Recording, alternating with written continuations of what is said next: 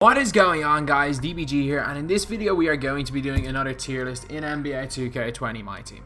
So this is going to be a tier list of the budget players in this game. So these cards right here are going to be priced between realistically like 1.5k to 10k MT. So no cards over 10k MT are going to be in this.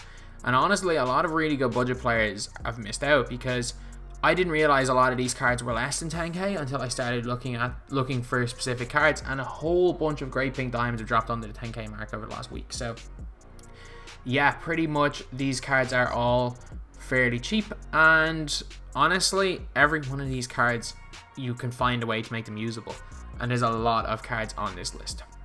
Before we get on to it, if you guys are new to the channel, subscribe. We're trying to hit 200,000 subscribers as soon as possible. Right now we are only, I think, 200 off 189k, so we are just over 11,000 subscribers away from 200k, which would be absolutely nuts, lads. That would be absolutely crazy. But anyway, yeah, that is pretty much it. So now we are going to go on to the players. So we're going to start off with Jordan Poole. So Jordan Poole has got a few things going for him, actually. He's got a really good release, and as well as that, he has got really good defensive tendency. He's got a really good high on-ball steal tendency, and honestly, while it's not like, I wouldn't say on-ball steal tendency is the difference between buying and not buying a player in most scenarios. I think for budget players, he's one of the few that has a really great on-ball steal tendency. So for that reason, I think he is one of the better wings in the game. So I'm going to put Jordan Poole in, well, one of the best cheap wings in the game. I'm going to put Jordan Poole in A tier. Or B. Yeah, I'll put him in B. Then we got Tony Parker. So, well, obviously putting him in B tier shows the quality of the other players. But Tony Parker is a card that has got a really good release. He has also got really good just stats and badges. The problem is he's a 6'2" point guard who can't dunk the ball. He's like a much worse Dwayne Wade. Unfortunately, Tony Parker cannot play in 2K20. He cannot play quite as well as CPU Tony Parker against you when you're playing on Superstar or Hall of Fame difficulty. It's just unfortunate. Then we got Hot Rod Williams. So Hot Rod, again, another card that has a few things going for him. He's got a really nice release. He's got a really good... Like, his stats and badges are overall pretty good. His ratings just aren't the best. He can move though, and his momentum cross pretty quick. So I don't really like the card, but it's hard to justify not putting him in A tier. And then we got Nerlens Noel. So Nerlens Noel, he's A tier, and there's only one reason he's not in S tier. One reason only. And the only reason he's not in S tier is because he doesn't have range. If he had range, he'd be in S tier. He'd be probably S plus tier. Nerlens Noel has got a decent player build. Wingspan's not quite the length you'd hope it would be. However, the thing with Noel is that he's got a really nice release. And he's got Hall of Fame clamps, good lateral, and got 85 on-ball steal tendency. So that basically means he gets bumpier than anyone against centers. So if you're on a budget, I would probably run him somewhere just so that you've got a good chance if you do come up against like a Kareem or something. Then we've got Sekou Doumbouya. Doumbouya, I'm going to put him in C tier. His release just isn't it. His release is just not it. It's alright. He's a pretty decent card. He's actually got good animations. I was really looking forward to this card, getting a Spotlight Sim card. However, the release just isn't quite good enough. It's just not quite good enough. Then we got Zhou Qi. So Zhou Qi, a lot of people will be kind of surprised. I'm putting him in S tier because I think he's got elite length, and not only that, he's a range extender shooter with an elite release.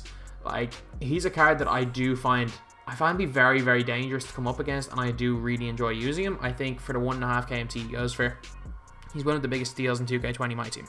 So next is Dwayne Wade. This is one of the most obvious selections right here. Dwayne Wade is obviously going into S tier. D Wade, base 98, or Dwayne Wade base, same thing.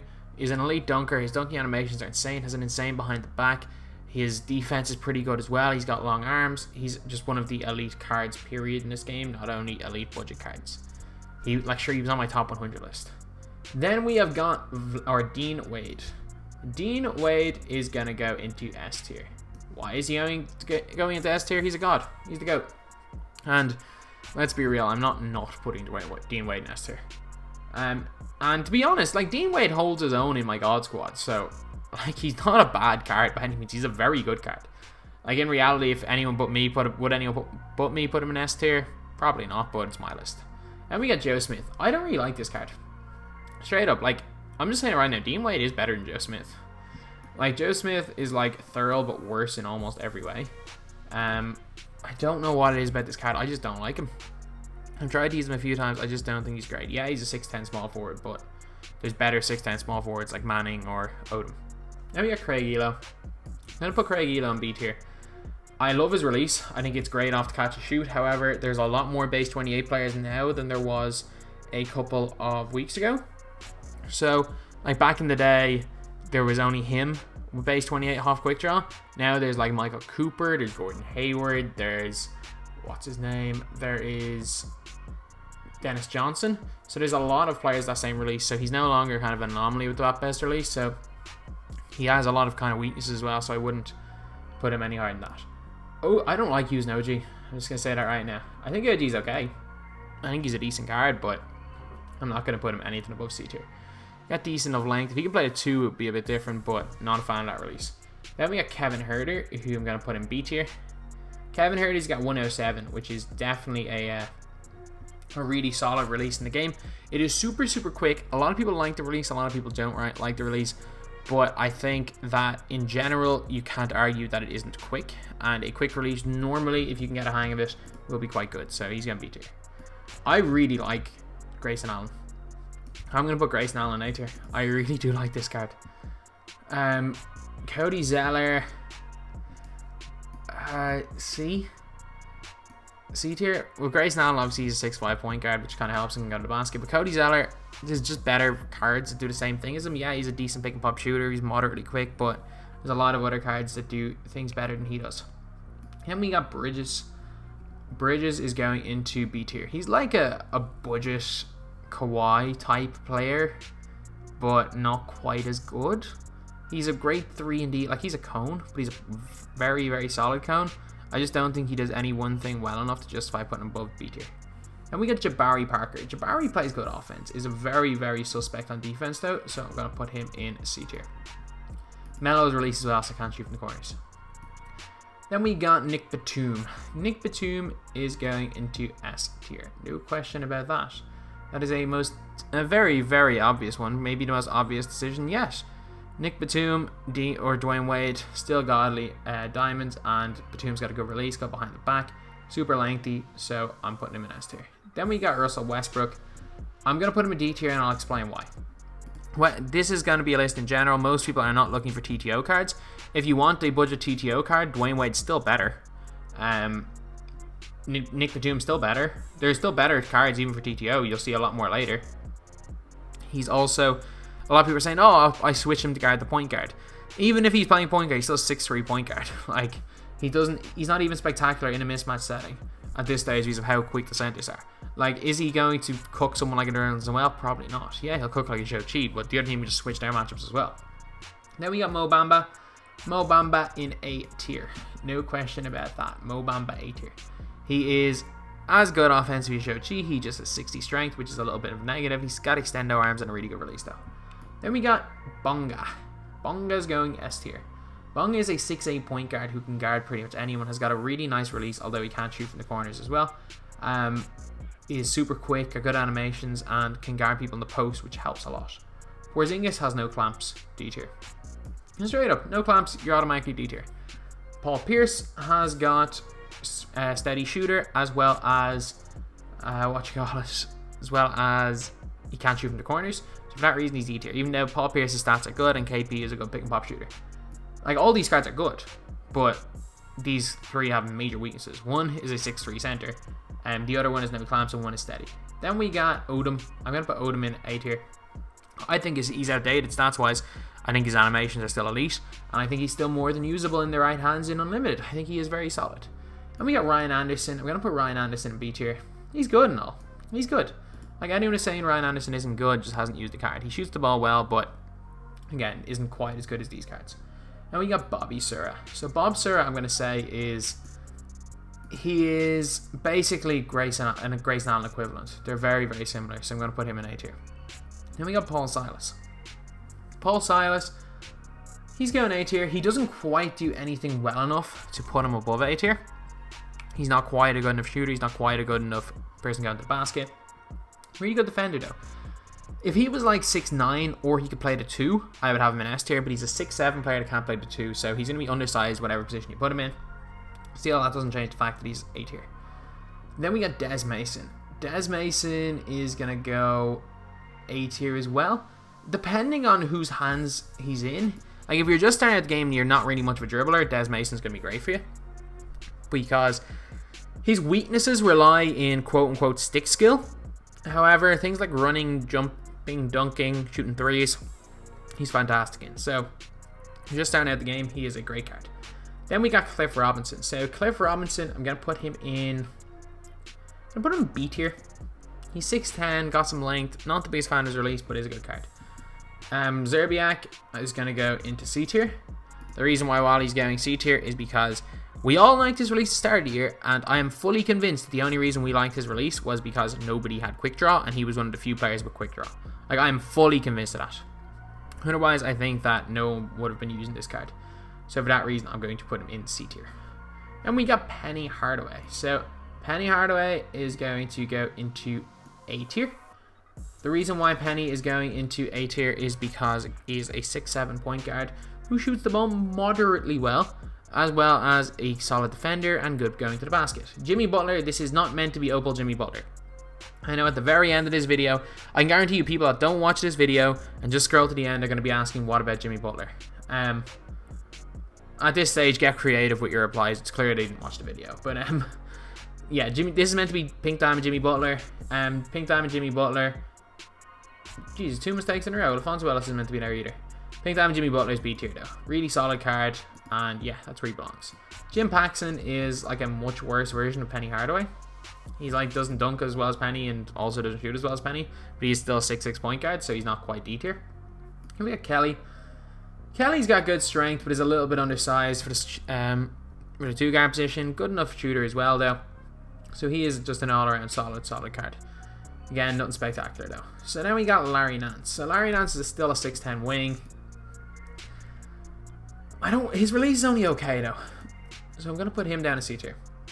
Joe Caldwell, S tier, no question about that. The reason why Joe Caldwell's S tier, he's got base 98. Also, his dribble moves are not the best. I'm gonna say that right now, but he attacks the basket really, really well. Like, really high dunk rating, has really good dunk animations, and a card that I really do enjoy using.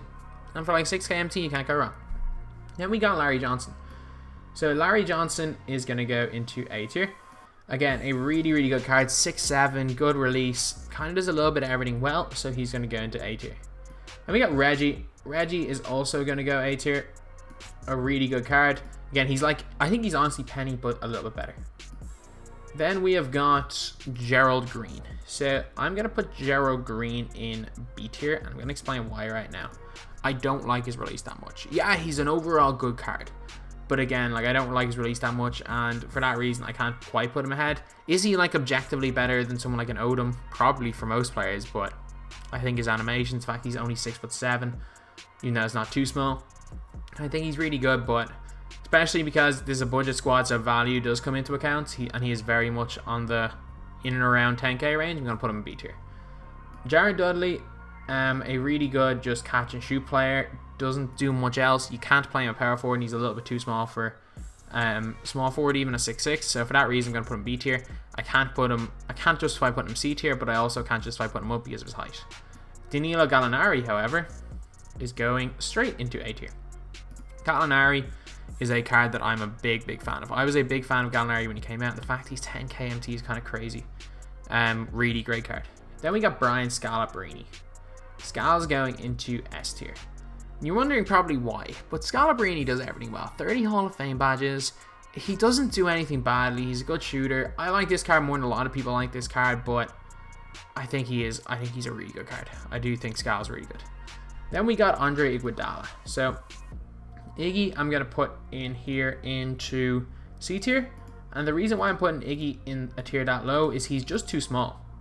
And unlike someone like a Jared Dudley, the thing with Jared Dudley is that Jared Dudley's a sniper, whereas Iggy's not, even though he's a pretty good shooter. Is he usable? Yes. Just like I think all these cards, apart from maybe the bottom 3, you can use and get away with and be fine.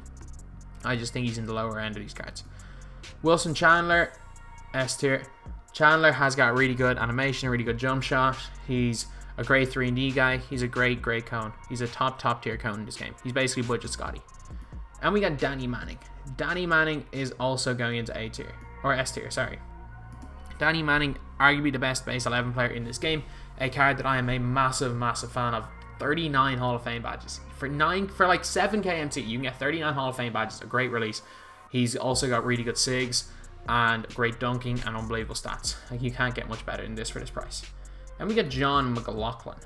So McLaughlin is that little bit undersized. He is a sniper though. He is a sniper, but he's just a bit small. And I don't quite think he's as good a sniper as someone like a Craigila, but a really good card. Don't get me wrong, he shoots the ball well. Then we got Devontae Graham.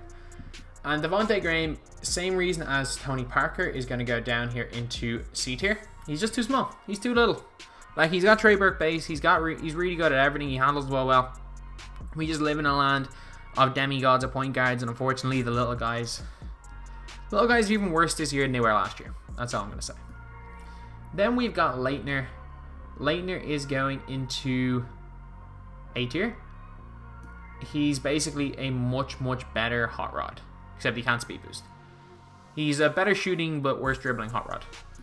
Then we got Avery Bradley. Avery Bradley suffers from the same fate as Devontae Graham and Tony Parker. A really good card, is just too little to put any higher. So anyway, yeah, that is pretty much it. That is the tier list. That is the video. Thank you guys for watching. Please like, comment, and subscribe. I think you only love me cause I'm poppin'. This a layup, this a rebound, then it's robbing. Tyson with the fade, not the hair, my